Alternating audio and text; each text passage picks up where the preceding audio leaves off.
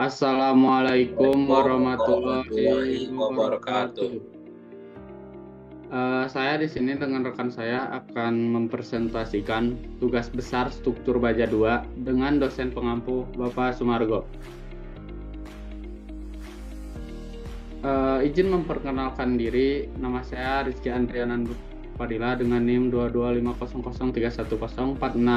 Dengan rekan saya, Nama saya Muhammad Rizal Palevi dengan NIM 22500311062.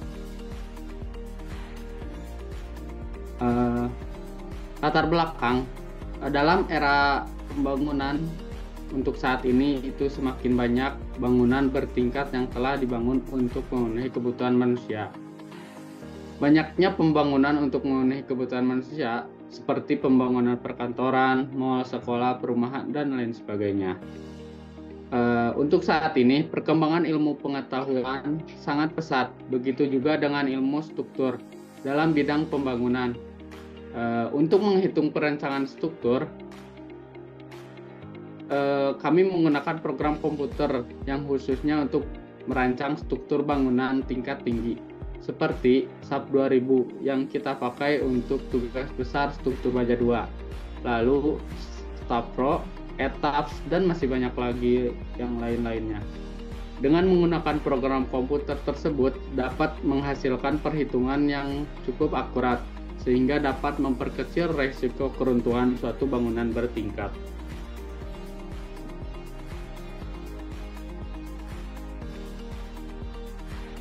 Lanjut ke tujuan.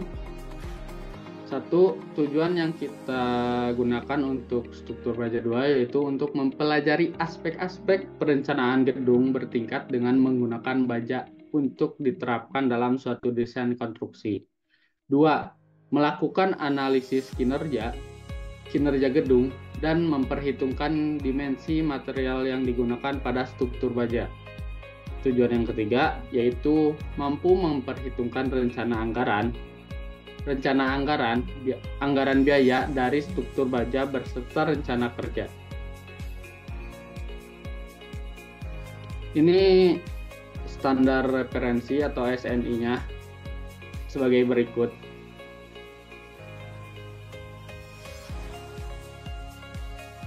Untuk kombinasi pembebanan struktur pada bangunan tertentu memiliki beban sangat beragam, yaitu dengan pembebanan pada struktur ini mengacu pada pembebanan akibat beban sendiri, beban hidup, beban angin, beban gempa.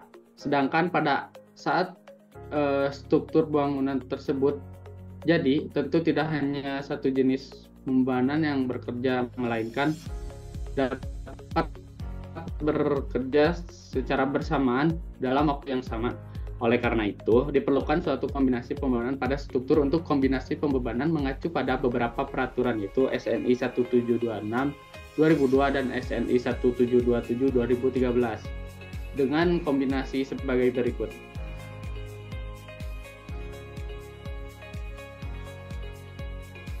Selanjutnya, untuk struktur bangunan gedung. Menurut Undang-Undang 28 tahun 2002 tentang bangunan gedung, pasal 1 adalah wujud fisik hasil pekerjaan konstruksi yang menyangkut dengan tempat penduduknya, sebagian atau seluruhnya berasal di atas dan di dalam tanah atau air, yang berfungsi sebagai tempat manusia melakukan kegiatannya, baik untuk hunian atau tempat tinggal, kegiatan keagamaan, kegiatan usaha, kegiatan sosial, budaya, atau kegiatan khusus. Lanjut ke bracing atau penyangga merupakan elemen struktur suatu elemen untuk menahan pakling atau tekuk pada suatu struktur baja, dikarenakan struktur baja lebih kuat ketika menahan gaya tarik daripada gaya tekan. Penahan gaya lateral, elemen ini berupa batang yang dipasang pada portal. Struktur karakteristik dari elemen ini adalah dominasi aksial yang terjadi ketika gaya lateral terjadi di mana pada saat gempa, dengan contoh bracing sebagai berikut. Lanjut kita ke pembebanan. Pembebanan di sini yaitu ada beban mati. Beban mati merupakan gaya statis yang disebabkan oleh berat setiap unsur di dalam struktur. Beban mati juga merupakan beban sendiri bangunan yang senantiasa bekerja sepanjang waktu selama bangunan tersebut ada atau sepanjang umur bangunan. Gaya yang menghasilkan beban mati terdiri dari benda unsur penduduk beban dari bangunan seperti bangunan dan lantai, penyelesaian langit-langit, dinding, persisi tetap, balok, kolom, dan seterusnya. Beban mati dapat dinyatakan sebagai gaya statis yang disebabkan oleh berat setiap unsur di dalam struktur. Lalu beban hidup. Beban hidup merupakan semua beban yang terjadi akibat penghuni atau menggunakan suatu gedung, dan juga termasuk beban-beban pada lantai yang berasal dari barang-barang yang dapat berpindah seperti mesin atau peralatan di dalam gedung. Lanjut.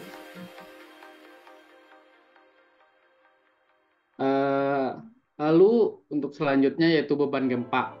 Beban gempa adalah beban lateral yang dominan terhadap kestabilan struktur, di mana besarnya getaran yang terjadi di dalam struktur itu mengakibatkan adanya gerakan tanah oleh gempa. Efek dinamisnya menjadikan analisisnya lebih kompleks. Beban gempa adalah fenomena getaran yang diakibatkan oleh benturan atau gesekan lempeng tektonik bumi yang terjadi di daerah patahan. Gempa juga gempa rencana ditetapkan sebagai gempa dengan kemungkinan terlewati besarnya selama umur struktur bangunan 5 tahun sebesar 2%. Lalu yang terakhir yaitu beban angin. Besarnya beban angin yang terjadi pada struktur bangunan tergantung dari kecepatan angin, rapat massa udara, letak geografis, bentuk dan ketinggian gedung, serta kekakuan struktur. Bangunan yang berada pada lintasan angin akan menyebabkan angin berbelok atau dapat berhenti. Sebagai akibatnya, energi kinetik dari angin akan berubah menjadi energi potensial yang merupakan tekanan atau hisapan pada bangunan.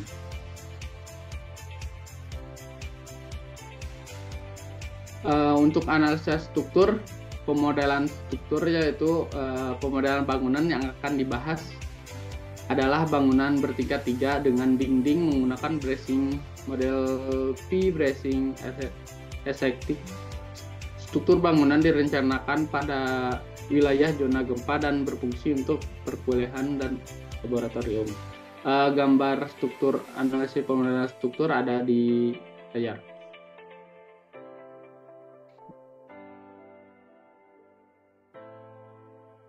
Lanjut, untuk material dan pemodelan struktur dilanjutkan oleh rekan saya, Mas Rizal. Baik, yang selanjutnya kita akan membahas tentang material dan pemodelan struktur. Nah, pemodelan struktur yang digunakan untuk mendesain gedung yang kita buat dengan mutu dan persyaratan sesuai dengan standar peraturan yang ada sebagai berikut. Nah, properti material yang digunakan yaitu kita menggunakan mutu baja BJ 37 dengan FY 240 MPa, FU 370 MPa, dan elastisitas sebesar 200.000 MPa. Nah, untuk mutu betonnya itu sendiri kita menggunakan K300 dengan kuat tekan beton efisiensi 25 MPa. Modulus elastisitas beton sebesar 23.500 MPa. Itu dari mana? Dari 47 akar efisiensi yang tadi 25, maka hasilnya 23.500 MPa. dengan angka Poisson 0,2 dan modulus geser sebesar 9.791,667 MPa. Itu perhitungan dari SI per 2 dikali 1 tambah V. Maka hasilnya segitu. Kemudian untuk diameter bore pile kita menggunakan 400 mm dengan berat jenis beton 2.400 kg per meter. Permodelan struktur pada tugas besar ini kita menggunakan permodelan untuk gedung kuliah dengan jumlah lantai 3 dengan tinggi bangunan 13 meter, tinggi lantai dasar 5 meter, dan tinggi lantai tipikal besar 4 meter dengan material beton K300 dan material profil baja BJ37. Setelah kita permodelkan beban mati dan beban angin, beban mati terlebih dahulu, kita mendapatkan hasilnya seperti ini. Plat lantai dari 1 sampai 3 dan juga ada plat atap setelah plat lantai 3. Untuk plat lantai itu tebalnya 12 cm dengan perhitungan KDL tebal plat lantai dikali berat jenis beton, maka hasil yang kita dapat yaitu 288 kg per meter kubik. Nah, untuk plat atap kita menggunakan tebal lebih kecil daripada plat lantai, yaitu sekitar 10 cm. Dengan perhitungan sama, yaitu IDL tebal plat atap dikali berat jenis beton, yaitu maka menghasilkan 240 kg per meter kubik. Nah, ini untuk gambarnya kita sudah membedakan mana plat lantai dan plat atap, hasilnya seperti ini. Kemudian beban hidup live load. Nah, beban hidup sesuai dengan ketentuan SNI, yaitu kita menggunakan beban hidup untuk koridor itu di sebelah tengah ini untuk warna biru tua, yaitu sekitar 300 kg per meter persegi, karena ini pasti akan untuk lalu lalang orang. Kemudian untuk ruang kelas di bagian biru muda itu dengan berat 250 kg per meter kuadrat. Dan untuk dak atap kita menggunakan beban 100 kg per meter kuadrat, karena sangat jarang sekali orang bakal lalu lalang di daerah plat atap itu sendiri. Kemudian untuk beban angin, kita menggunakan beban angin sebesar 25 kg per meter kuadrat yang dibebankan kepada arah X dan Y. Nah, ini untuk permodelannya seperti ini. Ini warna biru sama, berarti sudah terpasang, berarti sudah dimasukkan beban anginnya. Selanjutnya untuk beban gempa. Untuk beban gempa itu sendiri kita menggunakan beban gempa dengan kisaran 5 ton pada lantai dan 2,5 ton pada atap. Untuk beban gempa ini kita dipusatkan satu titik, jadi tidak menyebar tapi dipusatkan satu titik, bila mana titik itu sebagai acuan titik utama. Jika gempa itu terjadi, maka acuannya itu kita mengasumsikannya di bagian tengah, baik itu plat lantai maupun plat atap. Kemudian selanjutnya untuk beban balok dan kolom, untuk lantai 1 sampai 3 kita menerima beban mati tambahan atau super deadlock sebesar 550 kg per meter kuadrat. Itu berarti kan jadi ada beban mati tambahan seperti kayak lemari atau sebagainya lah untuk alat-alat. Nah, itu namanya super deadlock, tambahan kayak tangga dan bordes dan seperti itu. Nah, lantai 4 tidak menerima beban mati SDL karena lantai 4 itu artinya kita dak atap, berarti enggak. Nah, untuk kolom setiap lantai hanya menerima beban gempa masing-masing tiap kolom, tiap lantai sebesar 200 ton dan atap sebesar 100 ton. Nah, kita sudah mengaplikasikannya pada SAP ini. Sudah terlihat jika sudah mendapatkan beban, seluruh beban, maka struktur yang kita buat itu terbilang aman, cukup aman. Nah, kemudian untuk sambungan pada baja dan bracing, kita menggunakan tambahan aplikasi, yaitu aplikasi Tekla, untuk mendeskripsikan penggunaan sambungan. Nah, untuk pertama, ini sambungan antar balok anak dan balok induk seperti ini. Menggunakan welded. Kalau di Tekla itu menggunakan welded T nomor kode 32.